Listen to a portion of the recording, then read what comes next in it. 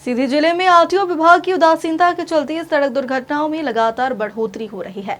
विभाग के प्रमुख अधिकारी कार्यालय से नदारद रहते हैं, जिससे विभाग का कार्यभार ठीक से नहीं चल रहा है, जो हादसों की मुख्य वजह बन रही है। यहाँ नाबालिग सड़कों पर बेधड़क वाहन दौड़ा रहे हैं, जो अपने साथ साथ दूसरों की जान भी जोखिम में डाल रहे। आपको बता दें कि सीधी शहर में ऐसा लगता है कि भीषण सड़क दुर्घटनाओं की बाढ़ सी आ गई हो और हर दिन हादसों के कारण लोगों को अपनी जान गंवानी पड़ती है। अगर हादसे में बच भी गए तो अस्पतालों का भारी खर्चा उठाना पड़ता है। बावजूद इसके यह संबंधित अधिकारी ध्यान नहीं दे रहे हैं, जो इन दुर्घटनाओं की मुख्य वजह बन रही। बता दें कि यहाँ 2 पहिया और 4 पहिया वाहनों पर नाबालिगों को बिना किसी डर के फर्राटा भरते हुए देखा जा सकता है। यह समस्या और भी गंभीर तब हो जाती है जब आरटीओ कार्यालय द्वारा बिना किसी कुशलता परीक्षण के ड्राइविंग लाइसेंस दिए जा रहे हैं। इन लाइसेंसों के आधार पर वाहन मालिक बिना जांच किए ड्राइवरों को जिम्मेदारी सौंप देते हैं और इसका खामियाजा सड़क पर चल रही राहगीरों को भुगतना पड़ता है।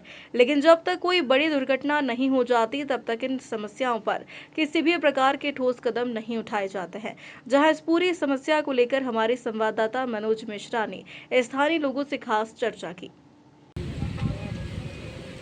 हमारे पूरे इन सब चीज़ों जो आपने सवाल उठाए हैं जी, वो हर चीज़ के लिए एक व्यवस्था बनाई गई है।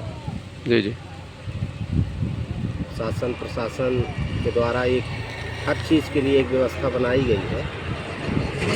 जैसे हमारे यहाँ बसों के लिए है, ये ओवरलोड गाड़ियाँ जो चलती हैं उनके लिए ओवरलोड न चलने पाए उसकी देख रेख जिस विभाग को है, तो ये कहीं न कहीं उस विभाग की जिम्मेदारी है कि वो इस पर निगाह करें।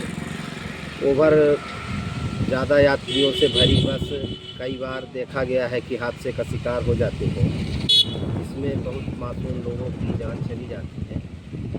ओवरलोड गाड़ियाँ जो चलती हैं, ट्रक वगैरह चलते हैं, तो यहाँ से हम तो जाते हैं चौराहा तरफ, तो कई जगह राखड़ रोड पे ही डंप कर दिए हैं। उससे इतनी धूल, इतने ज़्यादा डस्ट उड़ती है कि कई लोगों को उसी में एक्सीडेंट हो रहा है। और जो छोटे बच्चे 2 व्हीलर की गाड़ियाँ चलाते हैं, उसमें मैं तो उनके घर वालों को ज़्यादा जिम्मेदार कहूँगा कि छोटे बच्चों से गाड़ियाँ न चलवाएं। एक जो हमारा एक उम्र का वो है कि 18 साल की उम्र के बाद ही गाड़ियों का लाइसेंस बनता है और उसको चलाने का अधिकार मिलता है। तो ये भी हो गया, प्रशासन का ही काम है कि वो देखें कि छोटे बच्चे गाड़ियाँ न चलाएं, परिजनों को जागरूक किया जाए कि छोटे बच्चों को गाड़ियाँ न दी जाएं। अधिकांश ये देखा जाता है कि छोटे जो उम्र के बालक हैं 18 से कम हैं, उनको लाइसेंस आरटीओ विभाग द्वारा दे दिया जाता है। क्या ये जायज़ है? क्या मानते हैं इसमें? नहीं, अगर वो क्या ऐसा नियम में है कि 18 से कम किसी को लाइसेंस दिया जा सके? ऐसा तो नियम में नहीं है। और अगर ऐसा दिया जाता है तो ये तो गलत है। हाँ, ऑटो अधिकांश में आप देखते हैं कि इतने भरे भरे वाहन निकलते हैं। अभी आपके सामने ऑटो गुजर रही है, जो आप देख रहे हैं, ये इतना ओवरलोड भरा हुआ है कि सीटें लगभग 6 आरटीओ विभाग जो पास की है 6+1 ऐसे मेरे समझ से है। तो इसमें 15-15, 10-10 लोग ऑटो में सवार कर रहे हैं। इस विषय में क्या करेंगे चाहेंगे आप?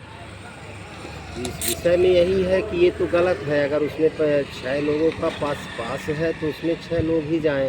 ज़्यादा ओवरलोड होते हैं, उसी से तो घटनाएं घटती हैं और ये प्रशासन का काम है कि उस पर। तो इसमें कौन सा विभाग जवाबदेह है? अब इसके लिए जो विभाग जिम्मेदार है, जैसे हमारा आरटीओ विभाग होगा, पुलिस विभाग होगा, तो ये व्यवस्था तो लगभग इन्हीं सबकी जिम्मेदारी में होनी चाहिए।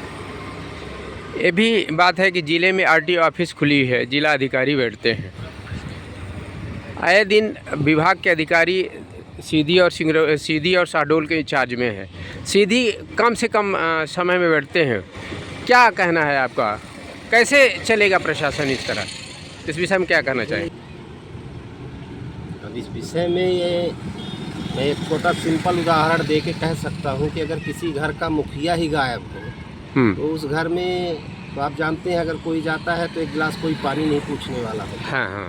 निश्चित रूप से जो हमारे विभाग के मुखिया हैं मालिक हैं, अगर वो न रहेंगे तो वहाँ की व्यवस्थाएं गड़बड़ रहेंगी, लोगों को बराबर उनका काम नहीं होगा, परेशान होंगे, लोगों का आना जाना लगा रहता है। पर एक काम के लिए 10-10 दिन दौड़ना पड़ता है, और जब बड़े वरिष्ठ अधिकारी नहीं होते हैं तो कोई नीचे कुछ सुनने को भी तैयार नहीं रहता है। एक काम के लिए 10 बार दौड़ना पड़ता है, लोग परेशान होते हैं। तो इसमें निश्चित रूप से बिना मालिक के तो मैं समझता हूँ कि फिर व्यवस्था गड़बड़ ही रहती है।